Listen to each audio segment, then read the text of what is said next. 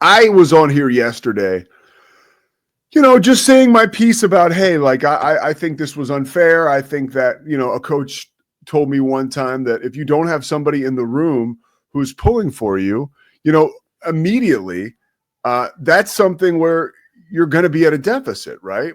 And I think we saw that. North Carolina's athletic director was on the selection committee. He's the chair of the selection committee. There was, I think, human fallout from that, for lack of a better term, that led to North Carolina getting in the tournament and West Virginia not getting in the tournament. Now, I think it stops with idiots like me talking about it. Like, I do not think we need politicians involved in this. I do not think this is like a wild conspiracy theory.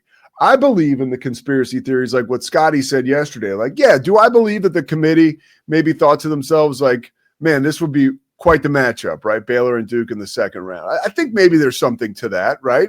I mean, there it is. VJ Edgecombe and John Shire.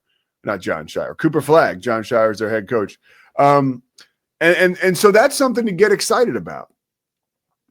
But the dark conspiracy theories, I just think it was like I said yesterday, it was the human element coming into play, which we see so often in life. Like, human beings make mistakes. Human beings get caught up in emotions. Human beings take the wrong turn. There's passion, there's emotion.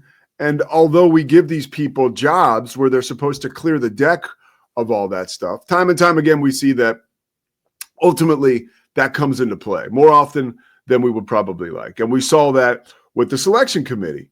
And maybe there's a fix. Like, I don't know. I'm not in charge of that. But to think that the governor of West Virginia needs to hold a press conference, that's up there. Actually, I guess it's way worse than Hal Steinbrenner holding a press conference about the Yankees' facial hair. I don't think that it's necessary.